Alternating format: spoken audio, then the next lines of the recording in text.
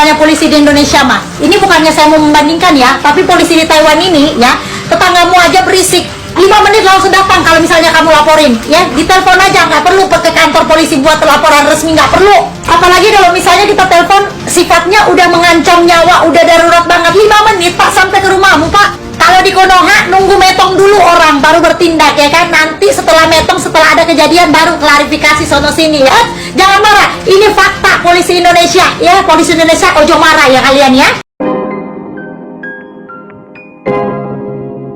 Yo guys, balik lagi di Uki Kevin Official. Nah, kita dapat berita info terbaru nih. Katanya gini guys, info terbarunya yang lagi viral itu adalah Pate aja masih jadi tersangka. Gimana kalau masih hidup bisa panen raya katanya gitu guys. Mahasiswa jadi tersangka setelah meninggal akibat ditabrak pensiunan polisi katanya. Ternyata ini alasannya, jangan heran ya. Nah, kita lihat seperti apa beritanya guys. Seorang mahasiswa tewas usai ditabrak oleh mobil milik pensiunan Polri. Namun yang aneh justru korban tewas malah ditetapkan sebagai tersangka. Kok bisa? Ternyata ini alasannya. Karena kelalaiannya menghilangkan nyawa orang lain dan dirinya sendiri. Ini kan karena kelalaiannya dia sendiri. Siapa Muhammad Hasan ini? Sehingga dia meninggal dunia karena kelalaiannya si Muhammad Hasan sendiri dalam mengendarai sepeda motor, dalam kelalaiannya mengendarai sepeda motor sehingga nyawanya dia hilang sendiri. Gitu. Jadi yang menghilangkan nyawa sendiri karena kelalaiannya dia sendiri, bukan kelalaiannya si Pak Eko. Ya, beginilah kalau berurusan dengan ladusing ya. Mahasiswa tewas ditabrak ini ya. Kita lanjut. Terjadinya kecelakaan yang penyebabnya adalah si ini sendiri siapa namanya? Muhammad Hasan sendiri. Jadi penyebabnya ya Muhammad Hasan sendiri. Kenapa jadi tersangka ini gitu? Dia kan yang menyebabkan karena kelalaiannya menghilangkan nyawa orang lain dan dirinya sendiri nih. Ini kan karena kelalaiannya dia sendiri. Siapa Muhammad Hasan ini? Sehingga dia meninggal dunia karena kelalaiannya si Muhammad Hasan sendiri dalam mengendarai sepeda motor. Dalam kelalaian mengendarai sepeda motor sehingga nyawanya dia hilang sendiri. Gitu. Jadi yang menghilangkan nyawa sendiri karena kelalaiannya dia sendiri, bukan kelalaiannya si Pak Eko. Gitu. Jadi ini kelalaiannya si Hasan sendiri. Pertama, dia kurang hati-hati dalam mengendalikan sepeda motor. Pada saat malam itu dia berjalan sama temannya, rombongan, tiba-tiba ada orang belok, dia tidak bisa mengendalikan kendaraannya sehingga dia jatuh sendiri. Sehingga dia yang menyebabkan terjadinya kecelakaan. Waduh, memang benar-benar pinter ini ya guys ya. Ini kita lanjut lagi. Ini mahasiswa yang ditabrak oleh pensiunan polisi hingga meninggal malah jadi tersangka. Ayah korban, mana orang yang nabrak? Yang nabrak saya, yang nabrak saya, yang melin katanya. Anak bapak, bapak mau apa? Terus menurut kalian gimana guys? Komennya seperti itu sini ya. Kita lanjut lagi. Atas nama ini ada ini tingginya sentimen negatif masyarakat. Kapolri Listio Sigit minta maaf ya, minta maaf doang guys. Kita lihat. Beserta seluruh keluarga besar Polri, dari lubuk hati kami yang paling dalam kami mengajukan permohonan maaf dan tentunya kami terus akan melakukan perbaikan terhadap hal-hal yang masih dirasakan kurang oleh Kapolri Jenderal Listio Sigit Prabowo menyampaikan permohonan maaf atas kinerja Polri sepanjang tahun 2024 yang dinilai belum memenuhi harapan masyarakat. Hal tersebut disampaikan oleh Kapolri dalam acara rilis akhir tahun 2024 di Gedung Rupatama Mabes Polri, Jakarta Selatan pada Selasa 31 Desember. Kapolri menjelaskan bahwa pihaknya melakukan analisa dan evaluasi terhadap 7 juta interaksi di media sosial terkait Polri.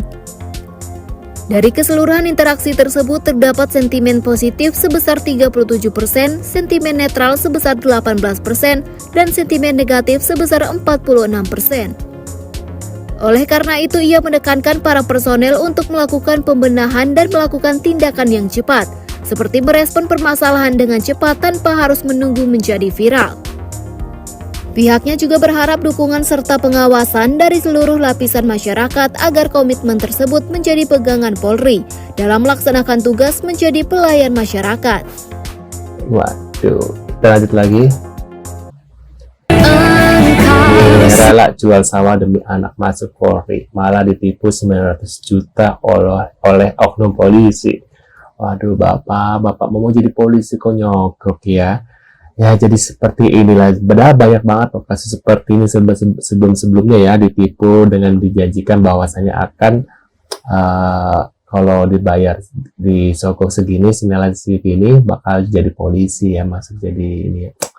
Aduh Pak, orang juga nggak akan iba ya, dan mungkin ini jadi pelajaran buat Bapak ya, jangan ini ya, kalau mau ini harus jujur ya, jangan melalui lewat belakang gitu ya. Mungkin ini juga apa ya, jadi ini guys, mungkin bukan jodohnya ya anak Bapak sebagai polisi ya, mungkin jodohnya rezekinya yang lain gitu loh guys ya. Kita lanjut lagi di berita selanjutnya. Kita lakukan pemeriksaan, klarifikasi, dan interogasi kepada 4 personil Polsek, termasuk Kapolsek dan ketiga anggotanya. Kemudian juga sampai saat ini masih dilakukan pemeriksaan kepada yang bersangkutan, dan klarifikasi juga sudah disampaikan oleh Kapolsek Cinangka dan sudah kita post juga di Mas Polres Cilegon, dan sampai saat ini masih dilakukan pemeriksaan. Nantinya akan kami informasikan lebih lanjut. Anggota Polsek maupun Kapolseknya itu meminta dokumen-dokumen karena berkaitan juga dengan upaya paksa nantinya yang akan kita lakukan. Jadi kita juga tidak mau melakukan pelanggaran hukum, termasuk juga prosedur yang sudah ada seperti ini. Sebelumnya, Kapolsek Cinangka mengaku tidak mau gegabah dalam mengambil keputusan saat ada orang yang meminta pendampingan.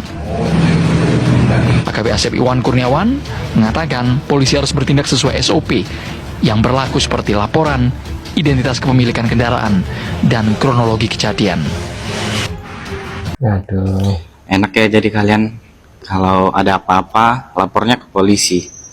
Lah kami kalau ada apa-apa lapornya ke siapa? Belum lagi tengah-tengah malam, bukannya dipanggil sayang, tapi dipanggil warga. Ada kalanya kita tuh disuruh kejar maling. Kenapa sih orang-orang itu selalu merasa kehilangan setelah sesuatu hal itu sudah nggak ada? Yang menjadi pertanyaan saya, tujuan Bapak jadi polisi untuk apa? Tugas Bapak sebagai seorang polisi itu apa? Bapak harus pahami itu, baru bisa berkomentar.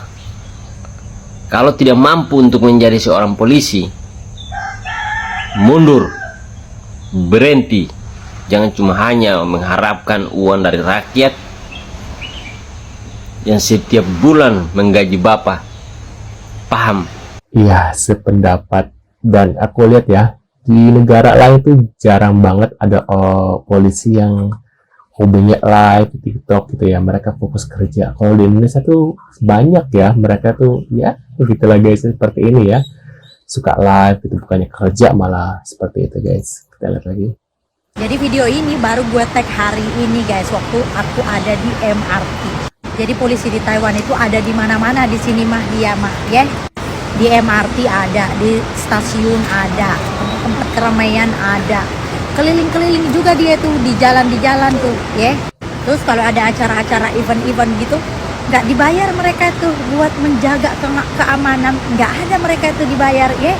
Oh ya, satu lagi, polisi di sini tuh perutnya nggak buncit-buncit karena nggak suka makan duit masyarakat. Kalau dibilang perlengkapannya, nggak usah ditanya. Dia aja mereka semuanya satu polisi punya kamera kamera ditaruh di dadanya tuh. Pistolnya apa semuanya itu lengkap semua mereka. Jangan kalian banding-banding. Di sini ada yang banding-bandingkan guys ya. Senior saya ini. Jangan banding-bandingkan guys. Itu sudah berumur senior saya. Coba bandingkan seperti saya. Sama-sama guys, supaya kalian juga tahu. Coba lihat saya. Besar juga perutku. Iya ya. Ya, cuma di Indonesia yang sibuk dengan live ya, sibuk waktunya tuh kayaknya apa ya, kayak ibarat kata nggak terlalu sibuk banget gitu. Kalau di luar negeri tuh ya kalau saat kerja tuh, bukan nyala kayak gini guys. Menurut pendapat kalian gimana, tulis di komentar. Terima kasih sudah hadir dan jangan lupa bantu subscribe dan sampai jumpa di video selanjutnya. See you guys.